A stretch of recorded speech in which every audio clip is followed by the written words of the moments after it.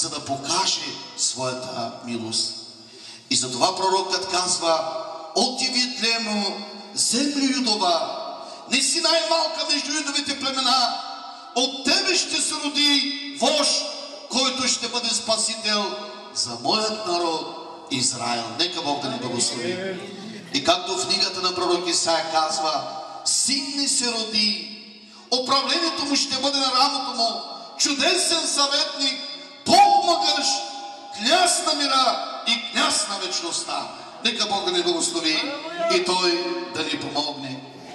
Когато ние се родихме, нашите майки сигурно са взели най-хубавите одеяла, нашите майки са взели най-прекрасните неща, че ще се роди син за нас, за майка ни, за баща ни.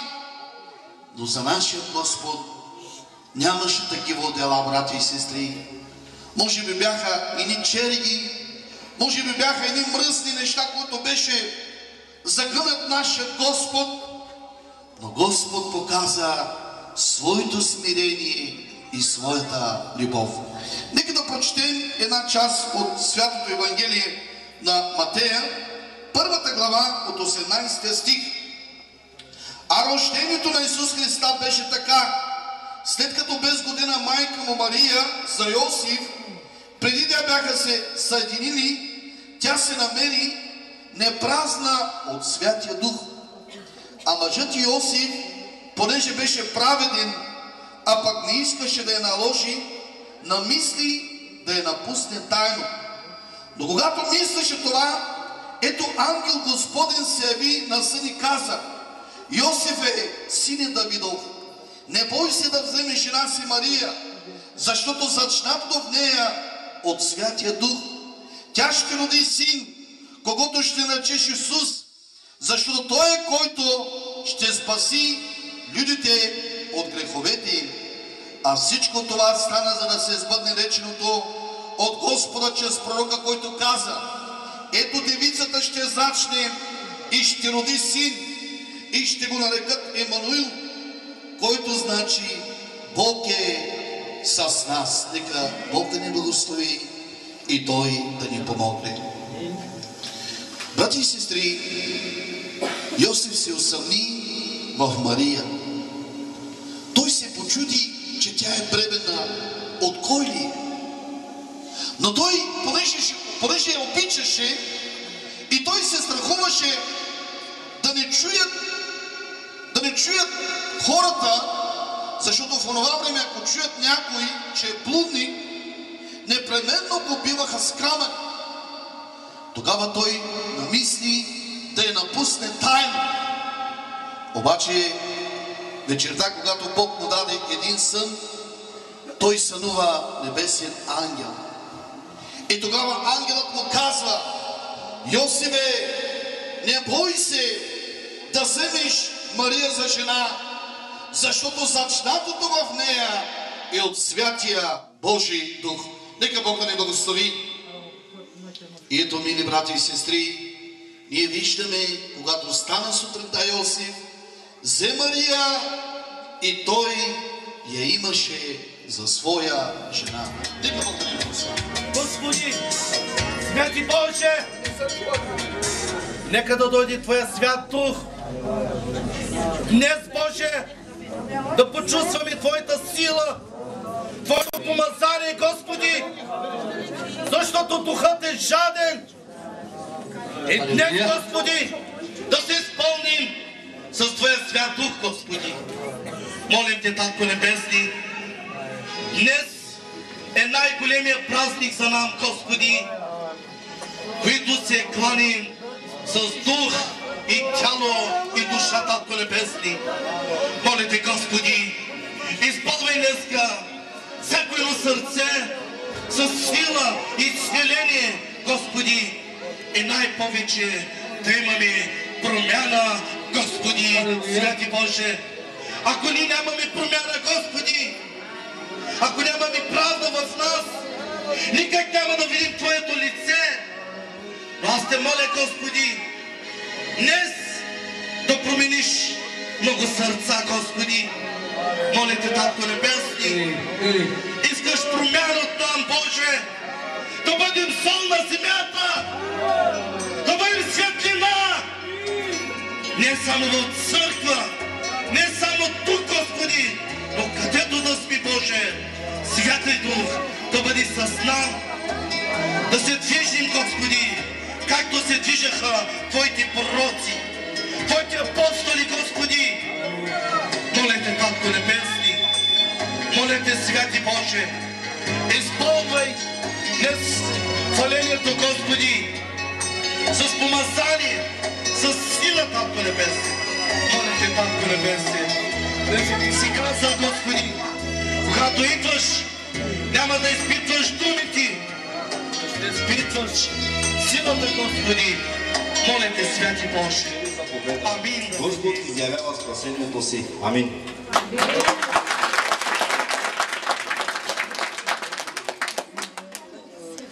Но ангелът му изрече: не бой се, Захария, защото твоята молитва е чу жена ти Елисавета. Ще ти роди син, когото ще го наречеш Йоан.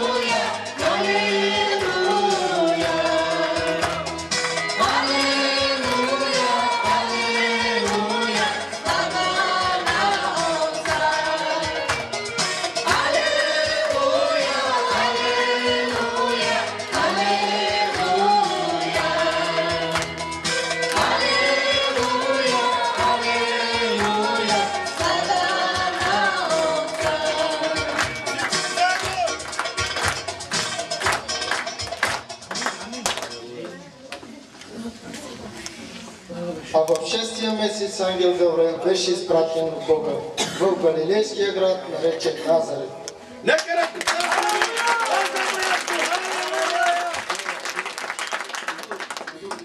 При една девица сгодена за мъж на име Йосиф от Давидовия дом, а името на девицата бе Мария.